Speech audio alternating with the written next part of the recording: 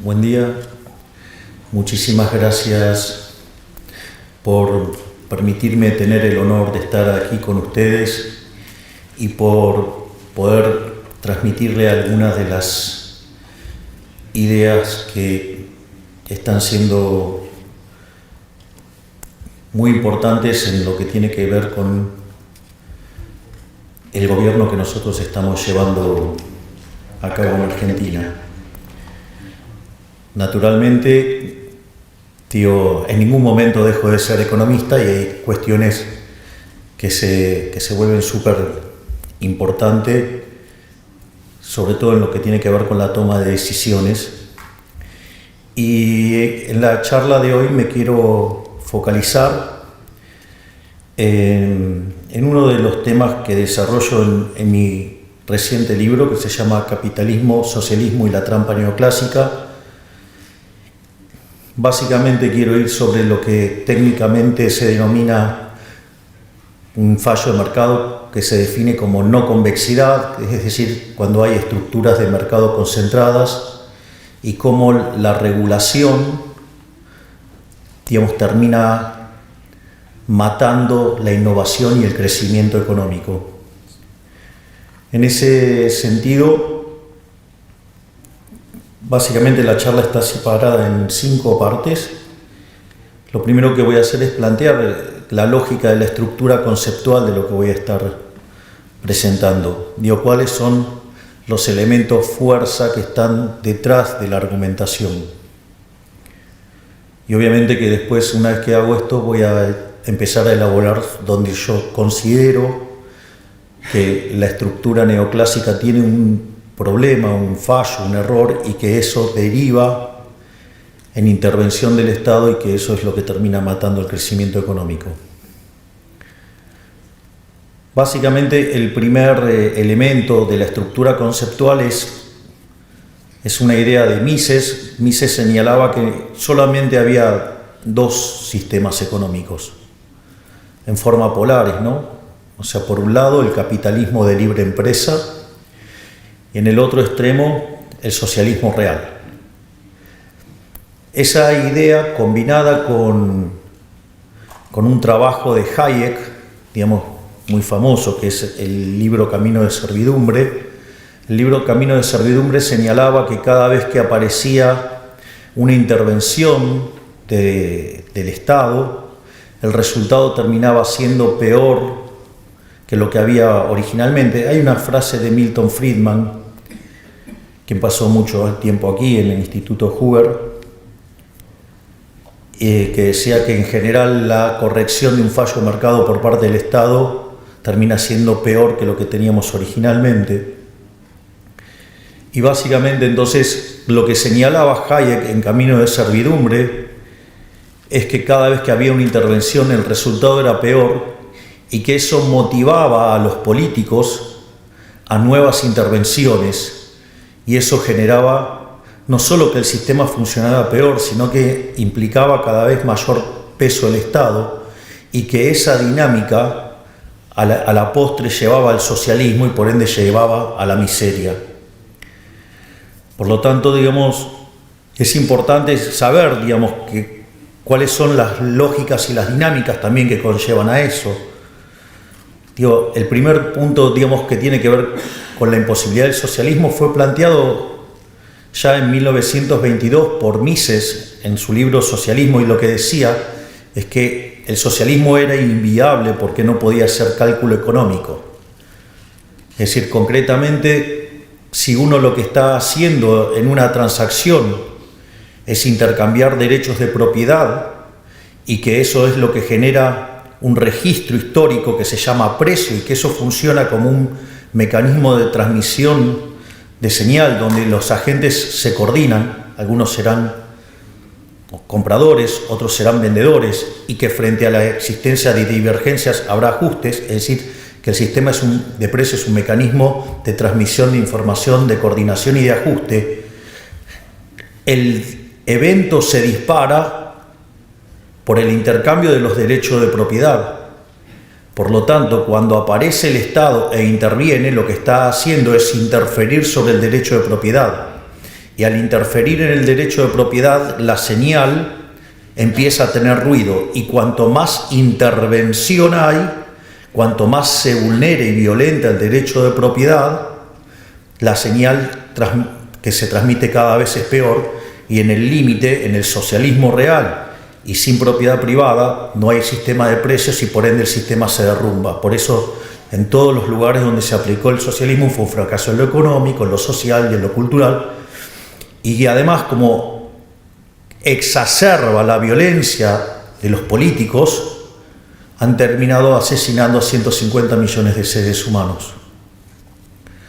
La otra cuestión que también es muy importante y que entra dentro de estos problemas que se van generando con la presencia del socialismo y la intervención del Estado es que además se genera una incompatibilidad de incentivos, porque si ustedes van a estar ganando dinero y se esfuerzan para ganar dinero, como decía Milton Friedman, digamos, lo que tiene que ver con la responsabilidad social del empresario es ganar dinero, digo, porque si lo hace es un héroe, porque básicamente lo que está haciendo es generar bienes de mejor calidad a un mejor precio, por lo tanto es un creador de bienestar. Y si ustedes intervienen y con el argumento de la distribución del ingreso y de la desigualdad y ese tipo de cuestiones con las que el socialismo ataca, la contraparte es que ¿para qué me voy a esforzar si me van a quitar el fruto de mi trabajo? Y si no me puedo apropiar del fruto de mi trabajo, entonces no tiene sentido trabajar. Es más, de hecho, la presencia del socialismo lo que hace es abortar los procesos de descubrimiento. Y eso no es un tema menor, digo, de hecho Hayek señalaba que el mercado es un proceso de descubrimiento. Hayek esto lo planteaba en términos de la discusión sobre la distribución del ingreso, al decir que no había tal cosa como una torta, sino que esa torta era una torta que se iba creando, que se iba descubriendo en la medida que el proceso de mercado iba tomando lugar. Pero esto es muy importante porque la injerencia del Estado lo que termina haciendo es rompiendo el proceso de descubrimiento que deriva o que es básicamente la innovación. Supongamos dos individuos que no están conectados y uno, digamos, genera un producto y tiene un desecho, y de hecho ese desecho querría sacárselo de encima, hasta estaría dispuesto a pagar por que alguien se lleve ese desecho. Y sucede que en la otra parte puede haber otro individuo que ese desecho le podría servir como insumo y estaría dispuesto a pagar por él mismo. Pero entonces aparece un tercer individuo y que descubre que una oportunidad de negocio, que es comprarle al primero y venderle al segundo. Es decir, y eso lo hace porque va a sacar un beneficio. Y si ese beneficio, que en realidad le está arreglando el problema a dos individuos, con lo cual es maravilloso. Recuerden que el primero estaba dispuesto a pagar con tal de que se lo lleven, y el segundo estaba desesperado para conseguirlo para poder hacer su proyecto. Entonces este tercer individuo obviamente que le va a ir bien porque está resolviendo un problema. Y si aparece el Estado regulándolo, lo que va a pasar es interferir en ese proceso, va a abortar, y si el Estado avanza mucho hasta lo va a abortar directamente. Y por lo tanto todos vamos a vivir mucho peor. Probablemente, digamos, el caso más emblemático haya sido durante la pandemia con los barbijos. Si hubieran dejado a las fuerzas del mercado libremente, hubiera habido muchísimos más barbijos más rápidamente y mucho más barato. Y el hecho de que se metiera el Estado lo único que hizo generó un gran problema. Naturalmente que en economías no tan intervenidas generó daño. En economías súper intervenidas, como el caso de Argentina, hizo que Argentina tuviera 130.000 muertos por COVID, cuando si hubiéramos hecho las cosas como un país mediocre, hubiéramos tenido 30.000 muertos. Es decir, que el Estado presente, la intervención estatal, a los argentinos nos costó 100.000 vidas en un año. Es decir, la intervención del Estado a la postre termina siendo una intervención asesina de manera directa o indirecta.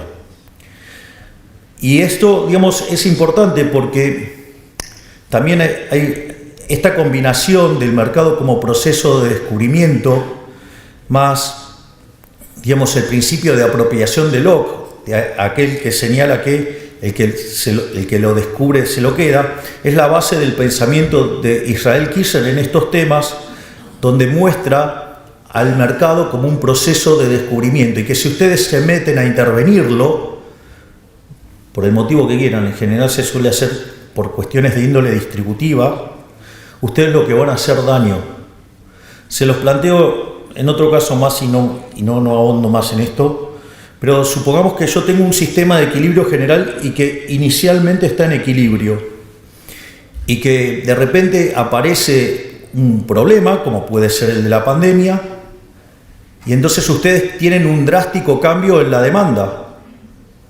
Ese cambio drástico en la demanda lo que va a hacer que algunos productos van a ser muy demandados y su precio naturalmente de corto plazo va a ser muy alto. Justamente esa señal de precio es lo que va a hacer, va a atraer los recursos desde los lugares donde no tienen que estar los recursos e ir hacia donde la gente está pidiendo que haya recursos.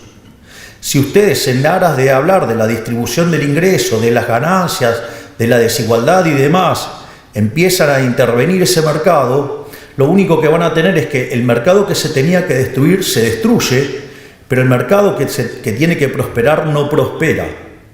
Y por ende, a la postre estamos todos muchísimo peor. Por lo tanto, una de las cosas que es muy importante tener en claro es que la intervención del Estado siempre es mala, porque está basada en la fuerza, y nada que esté basado en la fuerza puede ser bueno. De hecho, el liberalismo se construye, el respeto del derecho a la vida, la libertad, la propiedad, y siempre como punto de partida y de base el principio de no agresión. Y si hay un agresor grande e institucionalizado, es el Estado. Por lo tanto, siempre la acción del Estado produce daño y cuanto más Estado hay, peor nos va. En esta lógica, entonces, donde la intervención lo que genera es daño, esto es tremendo porque el instrumental analítico neoclásico, aún con gente que se sienta libertaria, podría terminar siendo funcional al socialismo si abraza los modelos y toma cuenta de lo que se denomina como fallos de mercado, ya que la definición del fallo de mercado habilita supuestamente a una intervención. Y ahí, quiero hacer algunas reflexiones, porque una de las cosas que uno nota, uno cuando trabaja en el mundo de los negocios, es decir, uno usa modelos. ¿Por qué? Porque la realidad es compleja, entonces lo usa para hacer una simplificación, para poder comprender de mejor manera lo que está haciendo, focalizarse sobre las cosas que son verdaderamente importantes. Pero, cuando el modelo no mapea con la realidad, uno tira el modelo. Es decir, no se enoja con la realidad. Si ustedes en una empresa se enojan con la realidad y se quedan abrazados al modelo, van a perder sus empleos porque van a estar perdiendo un montón de dinero. Entonces, lo primero que uno, aprende cuando está en la trinchera es entender que si el modelo no mapea con la realidad, vuela el modelo. Sin embargo, en el mundo neoclásico, cuando la realidad no mapea con el modelo, lo llamamos fallo de mercado. Es decir, les diría que estamos enfermos de fatal arrogancia. Y me incluyo, porque yo he dado clases de microeconomía 25 años de mi vida. Es decir, he leído cuánto libro de microeconomía andaba dando vueltas, leía cuántos modelos y papers salían nuevos pero todo cambió el día que leí a Murray Newton Rothbard en un trabajo que se llama Monopolio y Competencia, y ahí ese día mi vida cambió. Pero entonces lo que quiero decir es que habilitar ese concepto de falla de mercado y la intervención lo que hace es favorecer el socialismo. Es decir, terminamos siendo funcionales al socialismo. De hecho, dentro de lo que es la estrategia del socialismo del siglo XXI y la forma de avanzar sobre las economías, y donde Latinoamérica es un gran ejemplo, digamos, el socialismo del siglo XXI ha sido muy exitoso en Latinoamérica, ha tenido un montón de presidentes. Digo, en Argentina tuvo 4 periodos kirchneristas, en Uruguay ha tenido a Pepe Mujica, ha tenido a Tabaré Vázquez, en Chile ha tenido a Lago, a Bachelet 2 veces, a Boric ahora, en Paraguay ha tenido a Lugo, en Brasil han tenido 2 gobiernos de Lula, uno de Dilma Rousseff, después Lula nuevamente, tienen a Petro en Colombia, tienen a Castillo que estuvo en Perú, a López Obrador en México, creo que no me estoy olvidando a ninguno, y después en España tienen a Pedro Sánchez. Es algo así como un kirchnerista, y ya no diría que es de buenos modales porque no los tiene.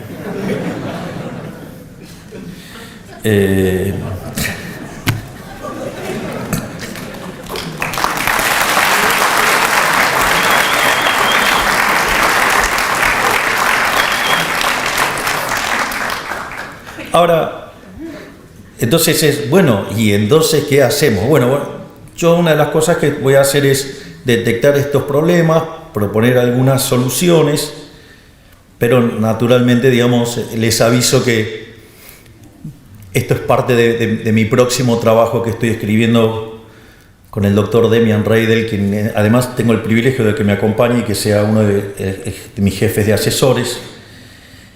Pero digo, voy a estar dando algunas pistas de por dónde creo que pasa la solución. Entonces, lo primero es definir qué es mercado. O sea, me parece fundamental.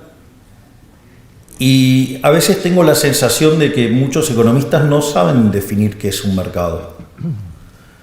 De hecho, algunas reflexiones que se hacen me confirman que no saben qué es el mercado. Y para mí el mercado, de vuelta digo, es mi definición, o sea, lo que yo opino, digamos, está absolutamente bajo discusión, yo no tengo ningún tipo de problema con eso, y es que el mercado es un proceso de cooperación social donde se intercambian derechos de propiedad voluntariamente. Es decir, ustedes intercambian derechos de propiedad con otro individuo, con otro agente, voluntariamente. Y si ustedes lo hacen voluntariamente, no puede haber error por definición, lo están haciendo voluntariamente. Eso no quiere decir que suponga que yo voy y me compro un par de zapatos, y el par de zapatos yo creí que me iba a dar determinada prestación y no me gusta. Bueno, me equivoqué, pero lo arreglo, pero no hubo ningún fallo en esa decisión. Es decir, en ese momento que yo tomé la decisión era lo que yo quería hacer y lo hice voluntariamente. Nadie me forzó a hacer esa transacción. Y el único agente dentro de la economía que hace esas transacciones forzadas es el Estado. Por lo tanto, el único que puede generar fallos adentro de la economía es el Estado, no, digamos, el mercado. Porque de hecho el mercado somos nosotros mismos. Es decir, cuando hablan del mercado, digo, somos nosotros el mercado, nosotros somos el mercado. Y entonces, ¿por qué tenemos que soportar que alguien fatalmente arrogante venga a decir que yo estoy tomando la decisión incorrecta si ni siquiera sabe qué es lo que estoy haciendo o por qué lo estoy haciendo? Es decir, seguramente, digamos, si yo fuera a ver a Los Ángeles Lakers, digo, seguramente un fan de los Boston Celtics diría que estoy equivocado. ¿A título de qué? Si a mí me gustan Los Ángeles Lakers. Yo vi jugar a Magic Johnson. Digo, ¿qué me vinieron a explicar? Digo, que estoy equivocado. Me gustan los colores amarillo y púrpura. Aparte el púrpura es el color de la libertad de Abbas, así que me gusta más todavía. Entonces, y esto es muy interesante, esto a mí me pasa regularmente en la discusión pública, aparece algún problema y algún estatista me dice, ahí está, el mundo de Milei genera estos problemas. Entonces digo, ok, a ver, vamos a ver si el mundo de Milei genera estos problemas. O sea, aparte que es poderoso que estoy, genera un problema yo mismo.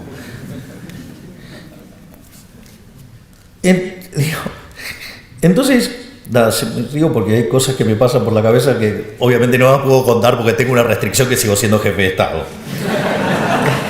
Así es que cuando escuchan, cuando ven que hago hay así como un silencio, les pido por favor que me entiendan.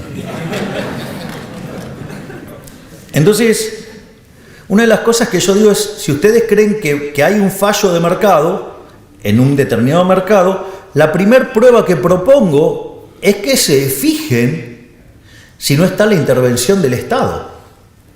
Porque no sea cosa que en realidad lo que ustedes están percibiendo como un fallo de mercado, en realidad es justamente los daños que causa la acción del Estado. Y si ustedes corrieran al Estado del medio, seguramente que estaríamos mejor. Entonces, el primer punto es, vayan y chequeen si está metido el Estado. Ahora, si ustedes fueron, chequearon y el Estado no está metido, les hago una sugerencia. Vayan y hagan el análisis de vuelta porque está mal. Es decir, obviamente, yo soy un liberal libertario. Entonces, nada, lo que voy a dar es fundamentación de por qué digo lo que digo. Entonces, la pregunta es cómo, digamos, o sea, a mí me motivó todo esto.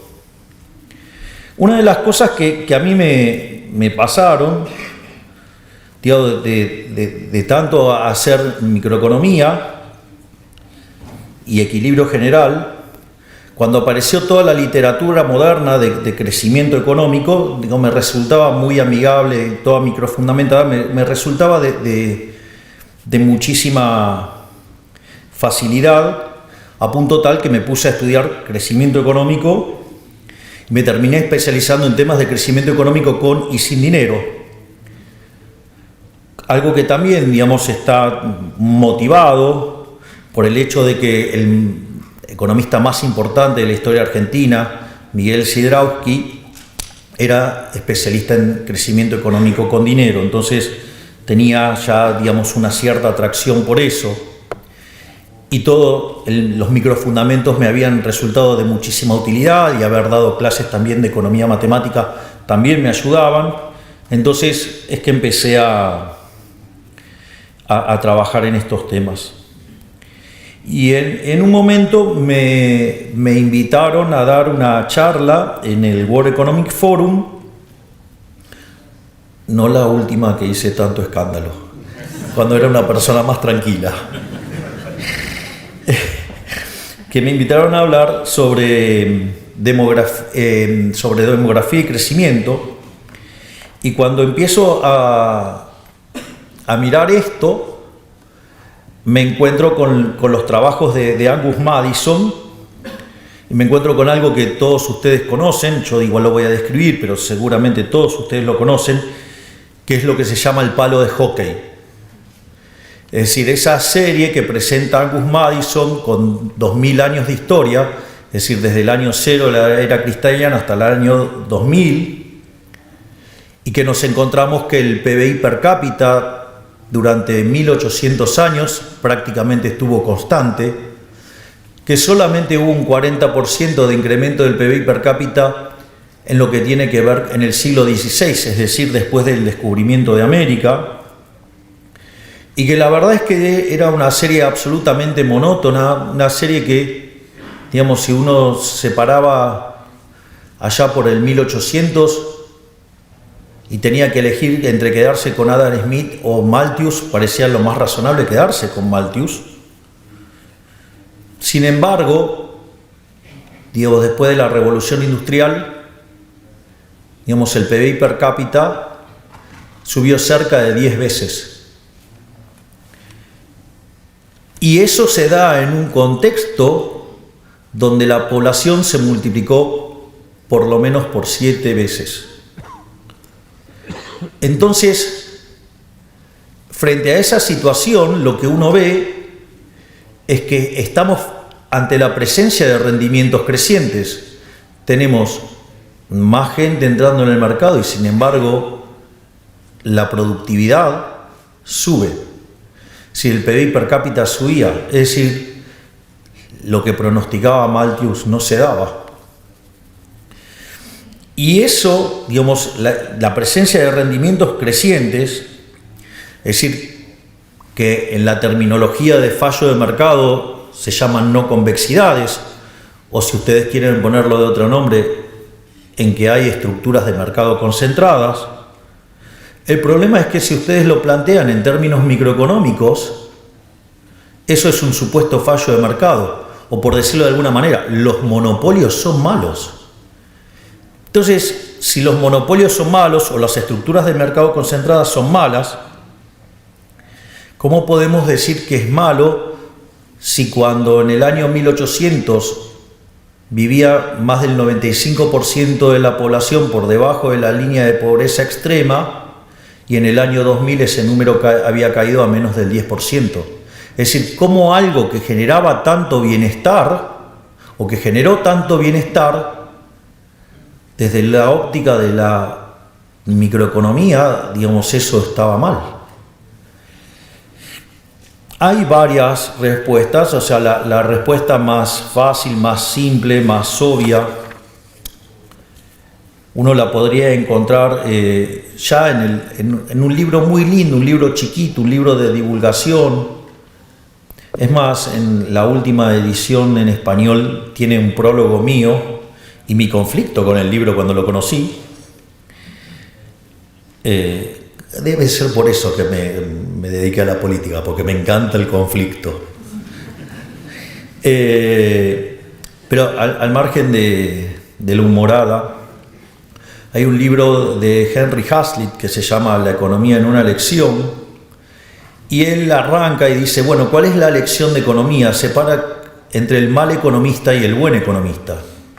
Dice que el mal economista es el que se focaliza solamente en un mercado en un solo periodo de tiempo, mientras que el buen economista no solo mira un mercado, sino que mira a todos los demás y no solo considera las consecuencias de lo que pasa hoy, sino que además considera también las implicancias sobre el futuro. Es decir, está hablando de un economista, el mal economista es un economista que solamente hace equilibrio parcial y de un solo periodo, y el buen economista hace equilibrio general intertemporal. O sea, esa vendría a ser la definición.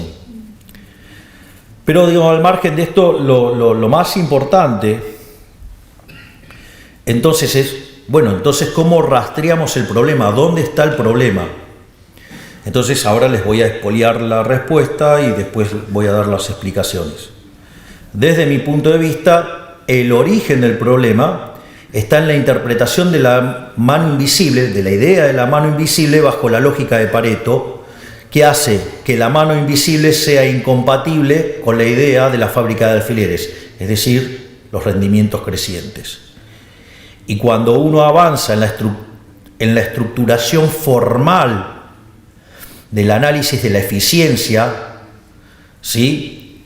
Digamos, elegir determinadas construcciones matemáticas hacen que entre en disputa la mano invisible con la fábrica de alfileres. Y eso tiene consecuencias analíticas claras, y a partir de esa construcción, cuando metemos cuestiones normativas adentro del análisis del equilibrio, es donde empieza a aparecer este conflicto entre la realidad y el modelo. Conflicto que nosotros, digamos, lo llamamos fallos de mercado. Entonces, digamos, cuando aparece el problema de las no convexidades, entonces tiene que ver con las estructuras de mercado concentradas, con los monopolios. Podemos tener el caso de los bienes públicos. Por ejemplo, hay algo muy divertido con los temas de los bienes públicos. Solemos discutir en términos de bienes públicos, en términos de rivalidad en el consumo y de exclusión. Y cuando uno mira, entonces, por ejemplo, el caso emblemático que se utilizaba para describir un caso donde no se cumplía la rivalidad en consumo y la exclusión, era el tema de los faros. Y en una de esas reuniones que tenía Milton Friedman y otros economistas en Chicago, solía participar un abogado que obviamente que no estaba contaminado con todo el herramental neoclásico que estamos contaminados nosotros los economistas de base. Entonces encontraba soluciones muy divertidas y entonces decían, bueno, que el caso emblemático eran los faros y los faros y los faros. Entonces quiso este abogado, que después ganó el Premio Nobel de Economía, que vivió hasta los 104 años, si no me equivoco, que se llamaba Ronald Coase. Entonces, ¿qué es lo que hizo? Fue y analizó todos los faros del siglo XIX. Digo, supuestamente era un caso emblemático de fallo de mercado, y era el caso de los bienes públicos, y ahí se requería la intervención del Estado y lo que fuera. Y adivinen qué descubrió, que eran todos privados. Es decir, que los economistas no sepamos, digamos, describir bien el problema, no está el problema en la realidad, está en que tenemos herramientas que están mal. Y esto es un tema, el tema de los bienes públicos. Se los voy a hacer. Yo creo que cuando yo se los cuente, ustedes van a creer que esto es un chiste. Pero créanme que en la vida real no lo es, y mucho menos en Argentina. Puede ser que esté afectado, digamos, por el caso. Pero supongamos que ustedes tienen dos comunidades separadas por un río. Y entonces descubren que si ustedes hacen un puente, podrían intercambiar con la otra comunidad, están ampliando el tamaño de mercado, por lo tanto, digamos, van a tener mayor división del trabajo, mayor productividad, mayor bienestar. ¿Vos tenés una camiseta de Boca ahí? Bien. Ese es populismo. No, pero eso era cuando era arquero. No, eso no cuenta. Pero doblemente populista. Entonces descubren que sería bueno hacer un puente. Entonces, ¿qué es lo que pasa? Si fuera solamente un problema de los privados, ¿saben qué hacen? Se ponen de acuerdo y juntan y arman el puente, le buscan la vuelta. El problema es cuando está el Estado. Entonces el Estado va, les cobra impuestos a todos y hace el puente. Pero después hay un montón de personas que viven del Estado. Entonces, ¿qué hacen? Empiezan a buscar, hacen el Ministerio del Puente y empiezan a buscar dónde hacer puentes. Llega un momento que hicieron todos los puentes que se podían hacer. Entonces crean el Ministerio del Agua para poner agua para después hacerle un puente. Ustedes se ríen. Les pido que revisen el organigrama de la función pública. Por suerte, digamos, acá tengo conmigo, que me está acompañando, este profesional formidable, maravilloso, que es mi ministro de Economía, Luis Caputo, que es el que está llevando a cabo la motosierra. Y de eso estamos sacando un montón de cosas.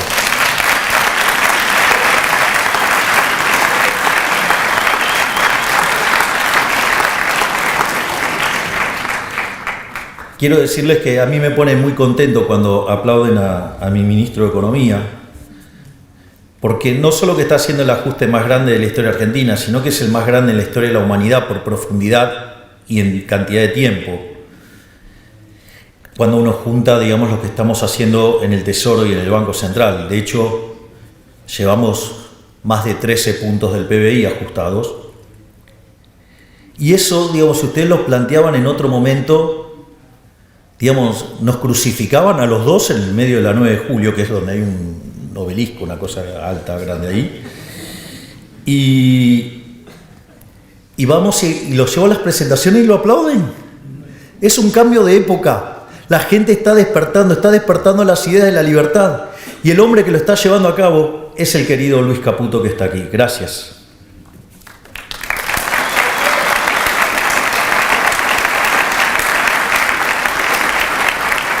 obviamente que hay otro tipo de supuesto fallo de mercado y que lo podríamos analizar. Digo, externalidades. Ustedes, toman el caso de las externalidades. Las externalidades en consumo. En realidad las externalidades en consumo es para evitar ese punto, es para que no haya un problema de circularidad en la resolución del problema de equilibrio general. Pero ustedes se creen que la gente es tan idiota que no va a poder decidir, va a llegar un momento que se va a morir de hambre, con lo cual, va a decidir de alguna manera para no morirse. Es decir, entonces no necesito que alguien intervenga para resolverme la externalidad del consumo, porque a la postre alguien lo va a resolver. O, los casos de externalidad en producción, ¿cuántas veces vieron en los libros de texto, la empresa que contamina el mar, el agua?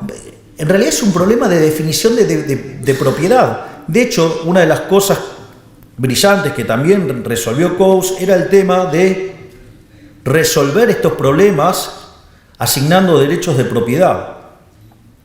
Otra cuestión más es la de información asimétrica, donde obviamente ahí está claro que mejor que no se meta el Estado, porque nosotros podemos resolver ese problema mejor estando en la trinchera que alguien que lo va a mirar desde el Everest. Y la otra cosa también sumamente arrogante es el tema de fallo de coordinación como consecuencia de un problema del dilema de los prisioneros. Si ustedes se fijaron que hay un supuesto fuerte en el dilema de los prisioneros, es que los prisioneros no pueden interactuar. Es decir, ustedes se dan cuenta que ese supuesto tan simple tiene un nivel de violencia institucional grosero. Y entonces, como agarro y meto ese nivel de violencia institucional grosero, entonces ahora necesito un organismo violento para resolver el problema de coordinación, como si los agentes fueran idiotas. Y los agentes no son idiotas, los agentes son inteligentes. El problema es que hay un montón de sátrapas metidos en el medio que se llama Estado y que viven de nuestra plata y que por eso generan estos problemas. ¿Para qué? Para vivir ellos, no para que nosotros estemos mejor. Es decir, ellos se autocrean su propia demanda. ¿Por qué? Porque tienen el poder coercitivo del Estado en el medio.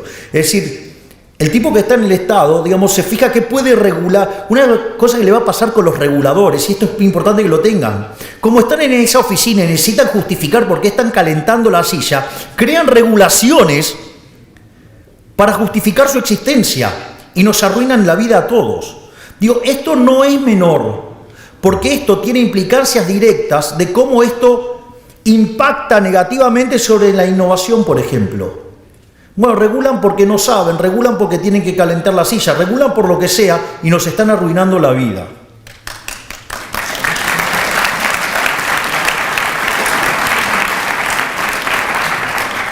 Y es más, les digo más, cuando ustedes tienen monopolios, y esto es importante porque ya sabemos que el crecimiento, lo vamos a tener que explicar por el lado de los rendimientos crecientes.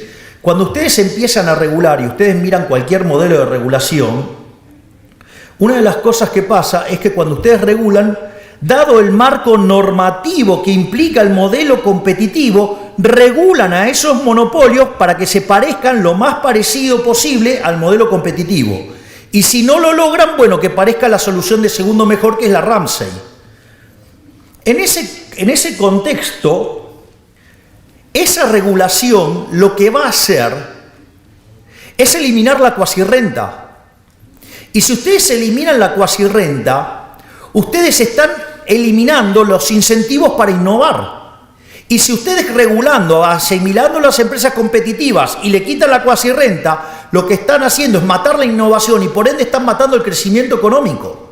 Por lo tanto, cuando ustedes se ponen a regular, la contracara, ¿cuál va a ser? Va a ser que no van a crecer. ¿Cuál es la región del mundo que menos crece? Por escándalo, Europa. ¿Y por qué no crece? Porque están atestados de regulación. Se fanatizaron tanto en generar un modelo que se parezca al modelo competitivo que mataron los rendimientos crecientes, es decir, mataron las cuasirrentas. Al matar las cuasirrentas no tienen incentivos a invertir. Si no invierten, no hay innovación, por ende se quedaron sin crecimiento económico. Por lo tanto, no dejemos que estos fatalmente arrogantes nos destruyan la vida con regulaciones. Vayamos a una sociedad muchísimo más libre, ¿sí? Y que si el problema es la teoría económica, tratemos de ver en dónde está el error de la teoría económica. No digamos que el mundo se parezca a una teoría económica que tiene errores, que venía de un mundo que no tenía crecimiento. Es decir, la caja de Edward puede ser muy divertida, digamos, cuando no hay crecimiento en una economía estática. Igual que Malthus, igual que los rendimientos marginales decrecientes. Pero ese no es el mundo real.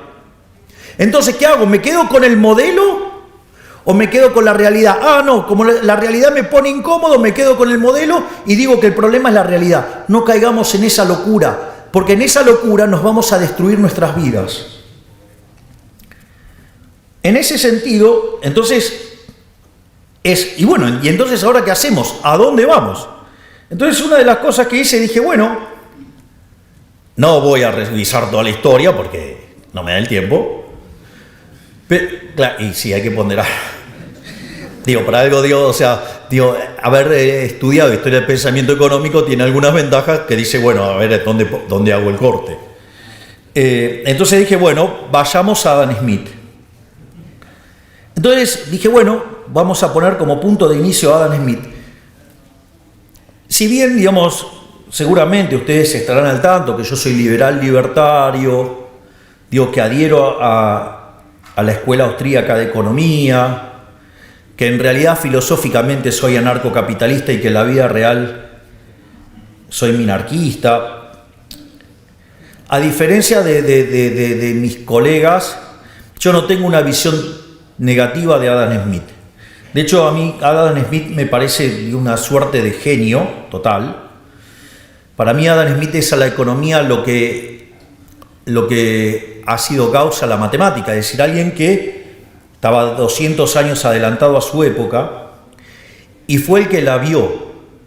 Es decir, nosotros, como tenemos una forma muy particular de hacer política, entonces los analistas tradicionales nos cuestionan y nosotros nos mofamos de ellos y le decimos no la ven.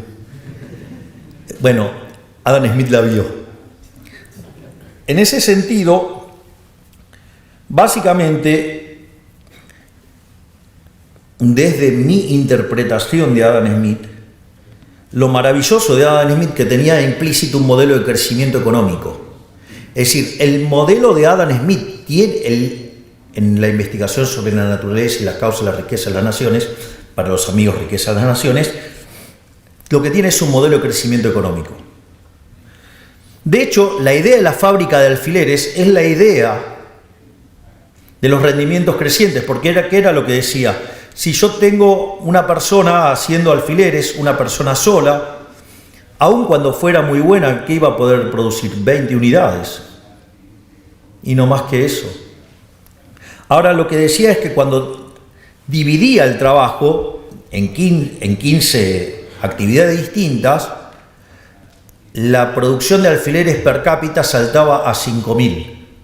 Es decir, ustedes habían incrementado, ¿sí?, en 15 veces la planta en términos de personal y la producción había pasado de 20 a 5.000 per cápita. Y después dice, hay algo que es muy interesante y que a la luz de lo que se viene tejiendo y tallando respecto a las interpretaciones del futuro, en especial con la maravilla que implica, digo, la inteligencia artificial, que es la exacerbación de los rendimientos crecientes, sobre todo para aquellos equilibrios distópicos. Yo les diría, no le tengan tanto miedo a los equilibrios distópicos, porque la idea de la fábrica de alfileres y los rendimientos crecientes y la división del trabajo tiene un límite. ¿Y el límite cuál es? El tamaño del mercado. Es decir, yo no voy a llevar, digamos, 15 digamos, empleados a la fábrica de alfileres y entonces tendría 50.000, 75.000 alfileres que vender. Si no las puedo vender, no voy a ir a ese nivel de división del trabajo. Voy a ir al nivel, digamos, que me soporta el mercado.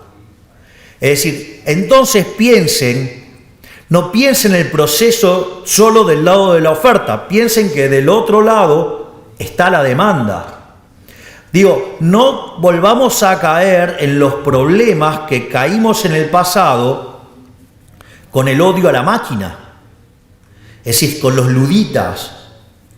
Es decir, porque, a ver, el día que Edison inventó la lamparita, ahí claro, digamos, los fabricantes de velas estaban muy enojados. Estaban muy enojados. Y entonces, la realidad es que fue maravilloso lo que hizo Edison, ¿no?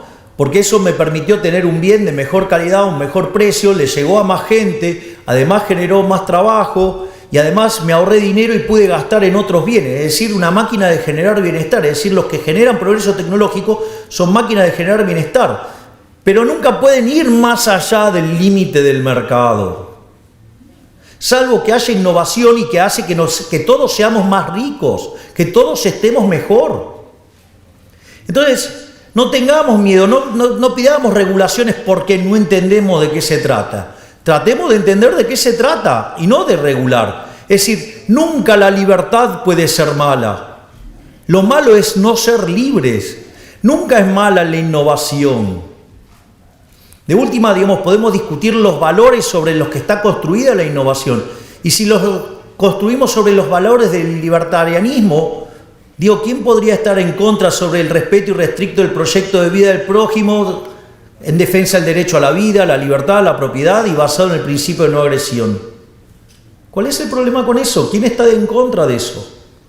Digo, solamente ustedes podrían ser exitosos sirviendo al prójimo con bienes de mejor calidad, un mejor precio. Pero hay un límite, el límite es el tamaño del mercado. Entonces no tengan miedo de desregular. Digamos, el progreso tecnológico va a tener como contraparte del otro lado la demanda. ¿O acaso ustedes creen que van a generar progreso tecnológico para seres que no existen? ¿Cómo van a hacer semejante locura y van a estar hundiendo un montón de dinero en eso si en realidad ese dinero viene de seres humanos? Y no, digo, ¿qué? ¿Van a tirar plata para tirar plata? Yo no conozco empresarios que se dediquen a quemar plata por deporte. La otra cosa que también tiene muy interesante, digamos, la obra de Adam Smith, es que contemplaba el aprendizaje en la práctica, es decir, el modelo de learning by doing, y además contemplaba el progreso tecnológico, porque básicamente lo que decía Adam Smith era que una persona en su trabajo, cada vez que lo iba haciendo más veces, lo hacía cada vez mejor, es decir, learning by doing, y que en algún momento encontraba una forma de producir lo mismo, pero utilizando menos trabajo, y se daba ahí un salto discreto. Ese salto discreto, ¿cómo lo llamamos? Progreso tecnológico.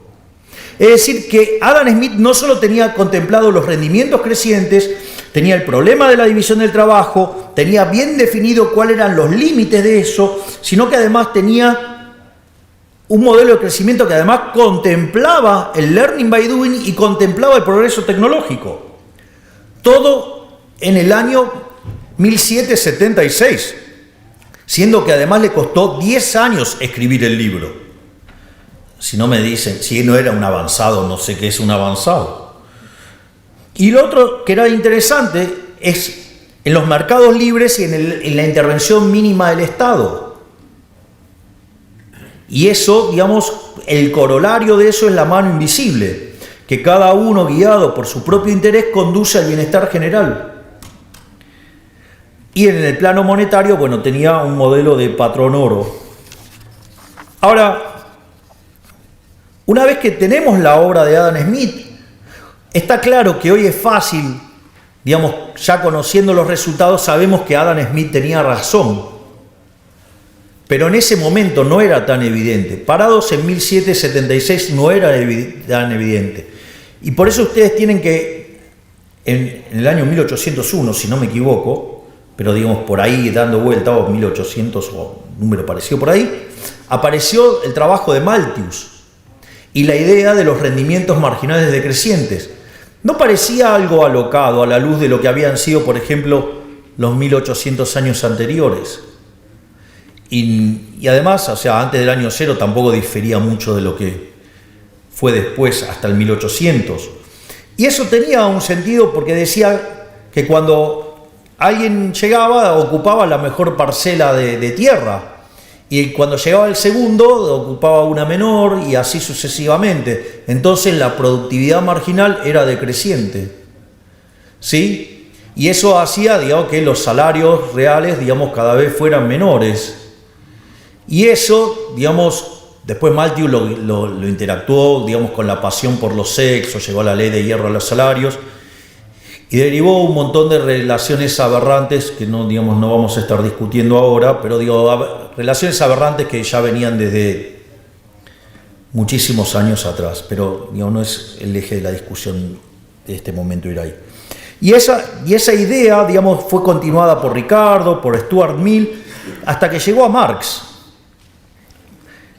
Y la realidad es que en ese momento es cuando aparece la teoría neoclásica, superando a los clásicos, y es el tema de la teoría subjetiva del valor, que es ahí donde aparece Menger por un lado, Kuhn-Staben-Jevons por otro, y León Walras.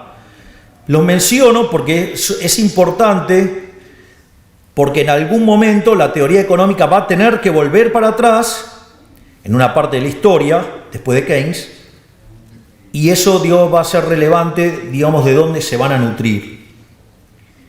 Y en ese sentido, ya cuando estamos entrando al siglo XX,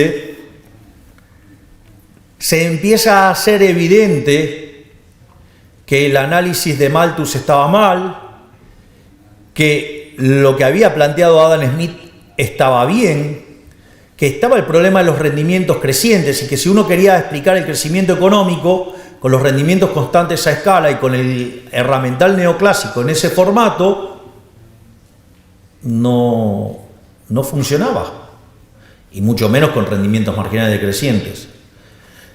Entonces, los dos primeros que vieron esto fueron Alfred Marshall y Alvin Young. Y empezaron a ver cómo podían hacer para meter la cuestión de los rendimientos crecientes adentro de la estructura de los modelos para poder explicar el crecimiento económico.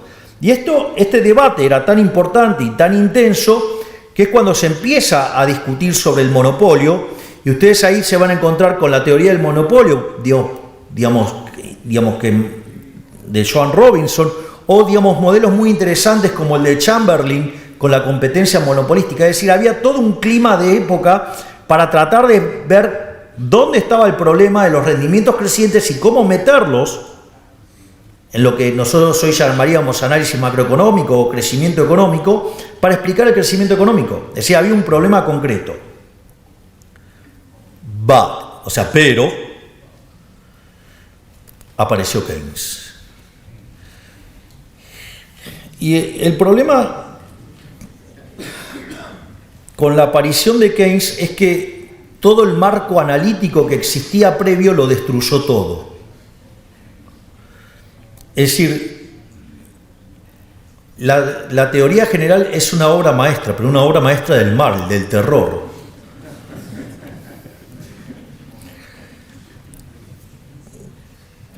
No me quiero poner a hablar sobre Keynes porque si yo hago esto se me van a ir 7 horas y tengo un montón de reuniones a las que no voy a llegar.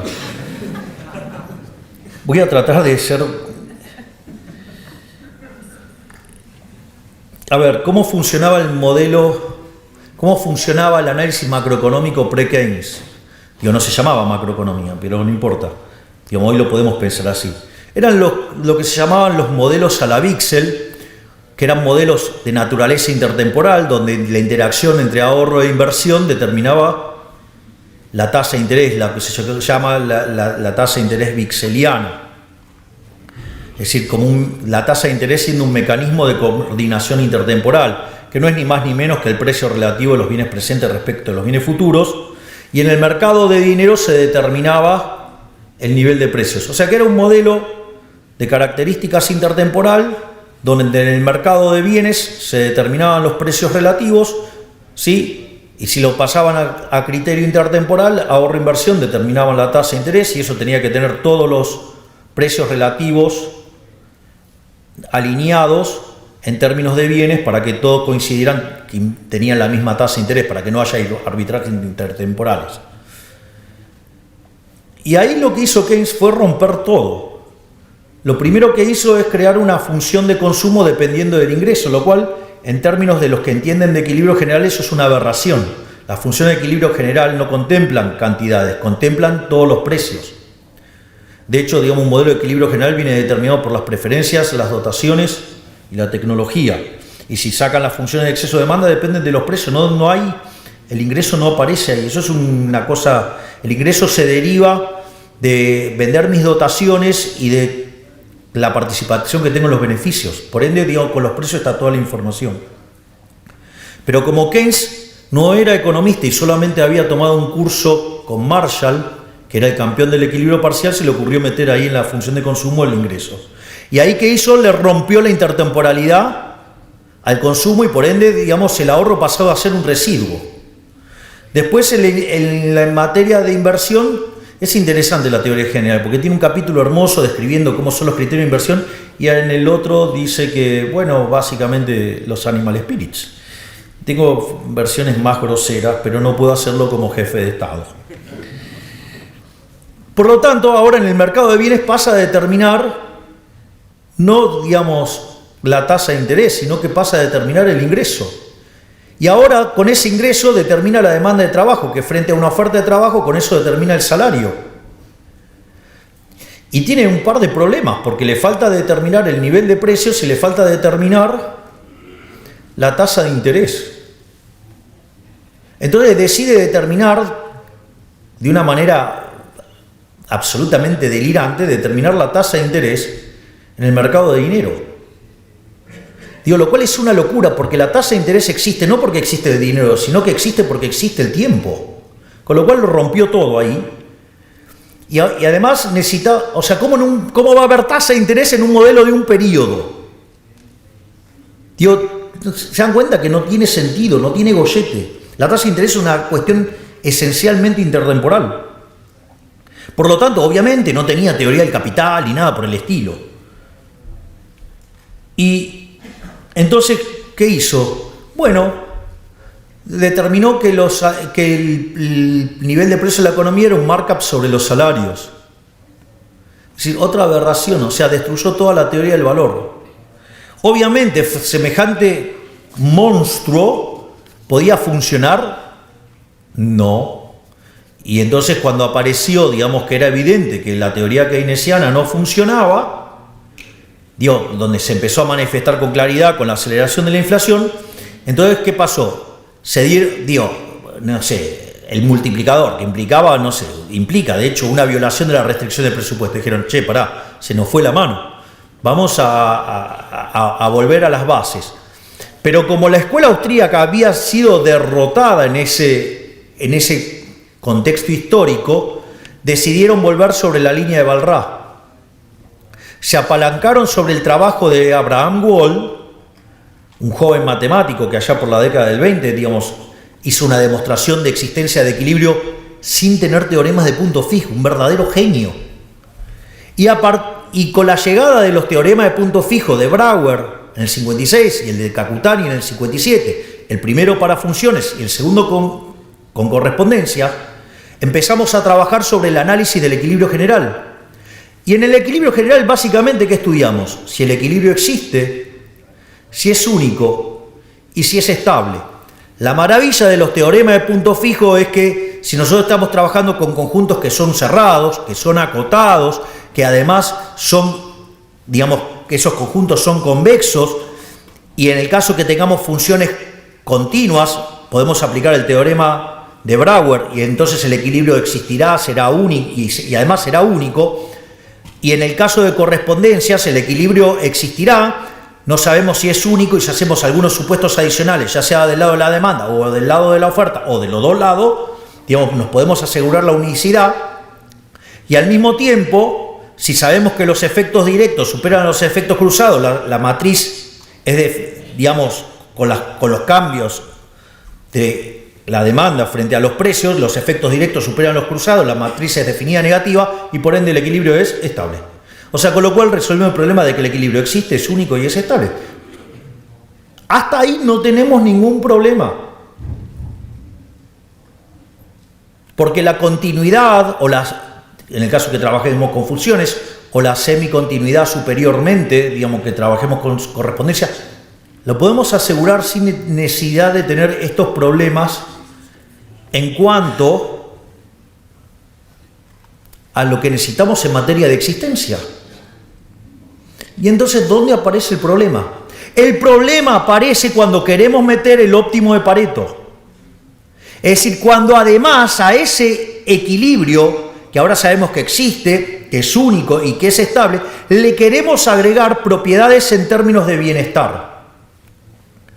Cuando nosotros metemos ese problema en términos de bienestar, ¿cómo se resuelve? La idea es que, digamos, si cada uno guiado por su propio interés, llámese maximizar su utilidad, conduce al máximo bienestar general, lo que nosotros necesitaríamos es que todos los agentes estuvieran maximizando. Y cuando nosotros, digamos, lo planteamos en términos de el consumidor, no es un problema. ¿Y el problema ahora dónde aparece? Aparece por el lado de la firma. Entonces, uno de los problemas que nos vamos a encontrar es que no pueden aceptar los rendimientos crecientes porque en ese caso las funciones de producción serían funciones convexas y por ende no podrían encontrar un máximo salvo que lo encuentren en un borde. Pero si lo encontraran en un borde, que implicaría que se quedan con toda la economía, con lo cual cuando miran y hay varias empresas, quiere decir que no es un problema. Y cuando tuvieron en una economía un solo agente, ¿eso ocurrió cuándo? En el comunismo. Y ya sabemos que fue un fracaso, porque no podía computar precios, por lo tanto, no funciona. Entonces, se decidió mirar para otro costado, se dejó eso así.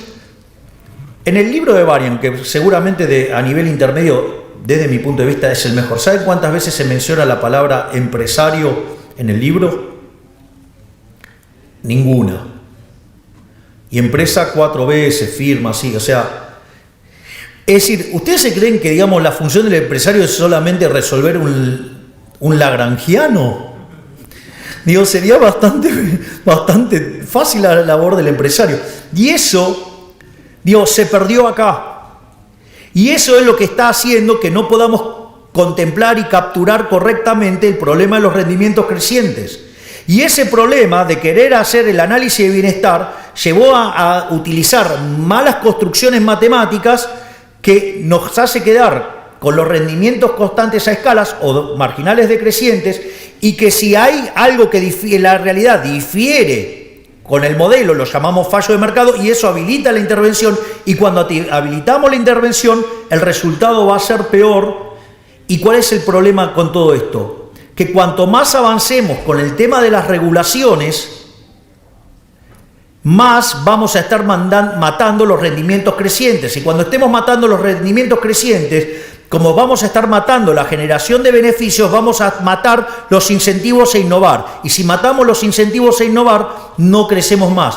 Por lo tanto, sugiero, porque ya no me dan los tiempos, leer activamente un trabajo de Murray Newton Rothbard, el inventor del anarcocapitalismo, que se llama Monopolio y Competencia, que está dentro de un libro maravilloso que también recomiendo leer, los 3 tomos, que se llama El hombre, la economía y el Estado. El tercer tomo se llama Poder y Mercado, pero es parte de la misma obra, que es cuando Rothbard se vuelve anarcocapitalista, para ver, porque les va a hacer abrir los ojos, y es que los monopolios no son malos. Si yo tengo 10 empresas y una crea un producto, no sé, un celular, de mejor calidad o mejor precio, ¿qué cree que va a pasar con las 9 restantes? Van a ir a la quiebra. Pero ese empresario que mandó a la quiebra a los otros 9 es un benefactor social, porque me está dando un bien de mejor calidad a un mejor precio, por lo tanto tengo mejor prestación en mi celular y además puedo consumir otros bienes, es decir, me está facilitando la vida. Y entonces, no, bueno, pero ¿qué va a hacer con ese dinero que gana? ¿Qué me importa? Si lo ahorra, se transforma en inversión en otro lugar. Si lo reinvierte, su empresa crece más, me va a dar todavía mejores celulares y va a pagar mayores salarios y voy a ahorrarme más plata y voy a hacer un montón de otras cosas. ¡Fantástico! O sea, ¿cuál es el problema? O la otra, miren, este tipo es tan malo, es tan villano que ¿saben qué hace? Todo el dinero que gana lo entierra en el piso, lo entierra. aun cuando, digamos, quede como un cráter, ¿no? Si hiciera eso, está quitando dinero de la economía, por lo tanto el nivel de precios es menor y nos beneficiamos todos. Por lo tanto, no tengamos miedo, vayamos hacia adelante, seamos optimistas. No sabemos cómo va a ser el futuro, lo único que sabemos es que va a ser mucho mejor, y va a ser muchísimo mejor si en el medio sacamos al Estado de toda nuestra vida. Muchísimas gracias.